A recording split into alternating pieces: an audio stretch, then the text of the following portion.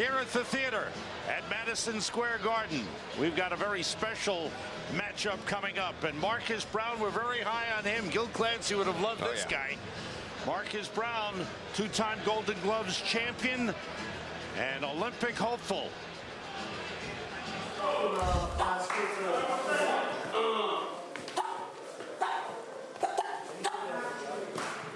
I feel like a young vet, actually. At 20 years old, I feel like a young vet of this, because this is actually going to be my 4th year in a row actually in the Garden. You know what I mean? So this is just, you know, it's crazy. I didn't even dream of coming this far with boxing, but it brought me to this level, and I appreciate what God's doing for me. This is what I do. You know, I love being in New York. I love for my people to see me, because I hardly fight in New York.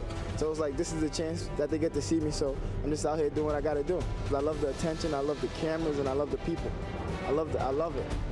Because, you know, we got the Olympic trials, and, you know, we're just here trying to get on that Olympic team. Make this money, man. Yeah, make this money. He knows at an early age what it's all about. Marcus Browne, he is not bashful. He is very, very talented. But he will be challenged by Devon Lee. They've met before, last year in the semifinals. And Devon Lee has got some talent as well. This is what happened in last year's 178-pound semifinal. Devon Lee went down from that right hand by Marcus Browne. And the fight was stopped in the first round. Marcus Browne went on to win the Golden Gloves Championship. That is Devon Lee. He wears the gold in this year's matchup. Let's see who will wear the Golden Gloves at the end of this bout. Here's Kevin Van Meter with the introductions.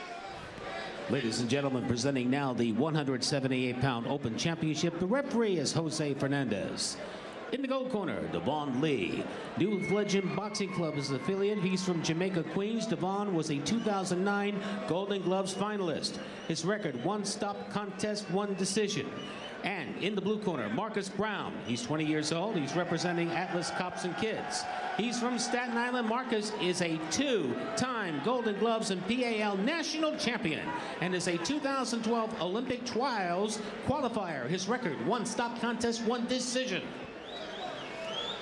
He certainly hopes the Olympics will be in his future. Gary Starks Jr. is his coach. Gary Starks Sr., excuse me, is his coach in his corner. Across the way, Devon Lee. He is coached for the last 3 months by Felipe Gomez. Sammy said Gil Clancy would have liked Marcus Browne, even though he's a southpaw. He might have had some reservations.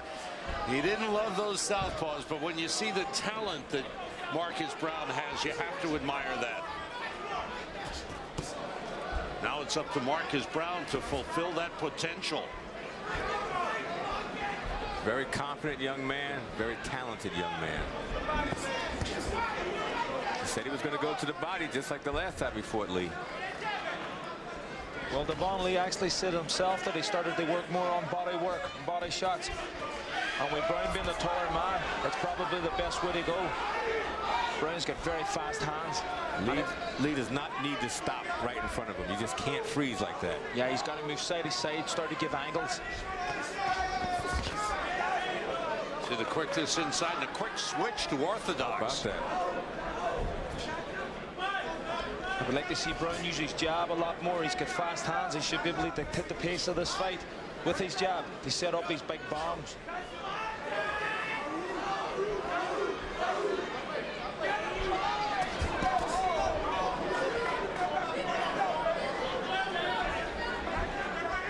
If Lee is fighting a little bit cautiously.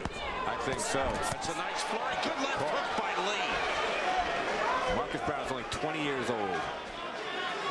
Well, as we've seen in the highlights there, Browne caught Lee with a right hook as Devon Lee was coming forward. So he's a counter puncher. So I think Devon Lee is being a bit skeptical and trying to invite Browne to attack him instead. Lee drops his hands every once in a while. Not a very good idea. Quick switch. Nice flurry by Browne. Browne again looking for that right hook over the top. Browne says he wanted to add pizzazz to boxing. I don't know what pizzazz is, but I think it's a combination of entertainment and sizzle, and it's a word he made up. Sounds pretty good. It does.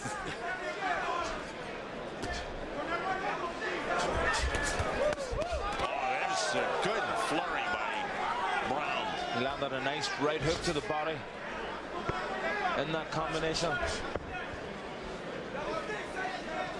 Have we seen Lee land a punch? I think there's been very few. He's just short with that jab. The one danger for Browne is to be overconfident. Lee is a dangerous boxer. That's a good flurry by Marcus Browne. Can't allow himself to get careless. End of round 1. I think Lee is hesitant to dive in case he gets countered again, like he did in the last time that they met. It's like that. It's business. Business, baby. You see the jab. You're stopping the jab. The jab's all day. Mom, if you keep the jab on him like a shooter, like pinpoint, look, be good. Look, jab, one double jab, left hand hook. Okay, double jab, left, work a little bit more. Browne is very quick hands. He's against the ropes, but he's still throwing punches. Nice little spin move and keeps throwing punches, John. Doesn't stop at all. Yeah, well, that's what you want to do. You want to make your opponent miss and then punish him for missing. And Browne is doing that very well. There he is again. Like he slipped on the ropes, but he still kept his composure, kept fighting back.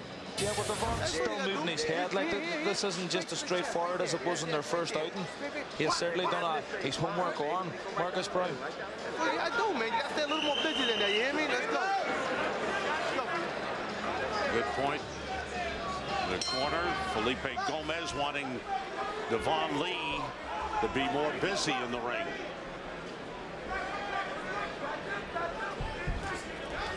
Felipe Gomez, a two-time Golden Gloves champion, knows of what he speaks. You see Lee turn southpaw and Browne jumped on him. Real smart from Marcus Browne. Didn't give him a chance to even throw any punches at the southpaw. Get settled or nothing. Yeah. I think the corner were right in telling Browne, get the jab work and get the jab. That's what the combinations all work off. As you can see here, he's starting to throw it and he's landing. With them fast hands, that jab is his key.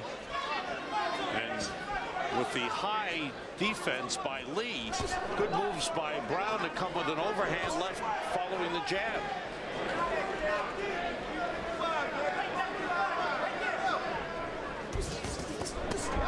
Quick flurries, and those score points. And he landed a nice body shot to the body there of Lee again. I think Lee's just a little hesitant again. I think that fight that they had last time, getting countered like that, I don't think he's going to commit himself 100% in case he's caught again. Sam, do you think Browne's left jab, even though it's a right jab, a little reminiscent of Mark Breland's jab? Boy, Breland, it's got that good reach. Breland had great snap on his jab. Yeah. The main difference here is that Marcus doesn't throw it enough, but he's certainly using it a lot more than he has in the past. That's a good point. Look how much easier it is for him when he's throwing that jab. Devon Lee doesn't know whether he's going forward or going backwards. You had a good laugh with him when he told you he didn't throw a jab in one of his bouts. Well, he tried to tell me he threw two. I corrected him and says none. And he laughed and agreed with me. What if he throws a 1-2? What happens? He's just in range now. But you really need an effective jab to be successful in the amateurs. All the greats had great jabs. All the great fighters from Ali, Sugar Ray Robinson, the whole way down. The jab is the key to set up every combination. Browne was waiting for Lee to do something, and then he took the lead again. So Browne in command here. Lee not doing much, just covering up. And Browne throwing the punches and landing a lot of them. Well, I think Lee's looking to try and get that Browne throwing so he can land a counter. But Browne does that fast. It seems nearly impossible for him to get it in time. Nice combination by Marcus Browne. 3 3-minute rounds in the amateurs open division.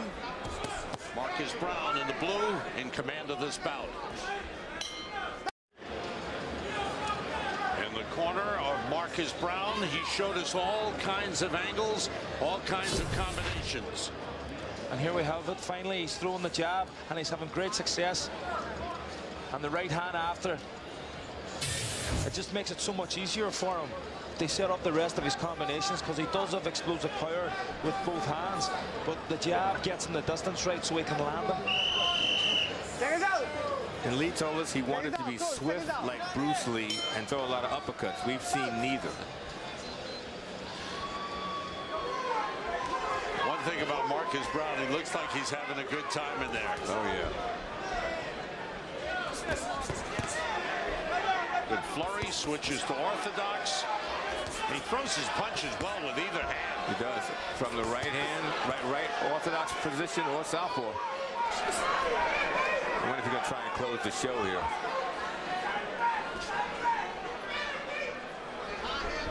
Every time Devon Lee throws a punch, or you can see the hesitation in his face because he's afraid to get countered. Marcus Browne has got terrific hand speed, and he's utilizing it perfectly for this bout. For Lee, is it a moral victory if he goes the distance by not getting knocked out? Well, in some case, but in order to win a bout, you got to take risks. And I just think he's always been hesitant, as you can see here. Every time he throws that jab, he is getting countered.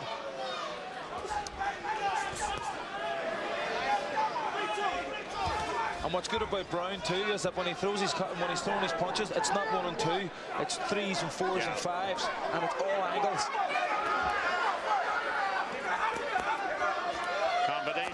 Works the inside well, using the jab throughout this bout, but here showing some power punching.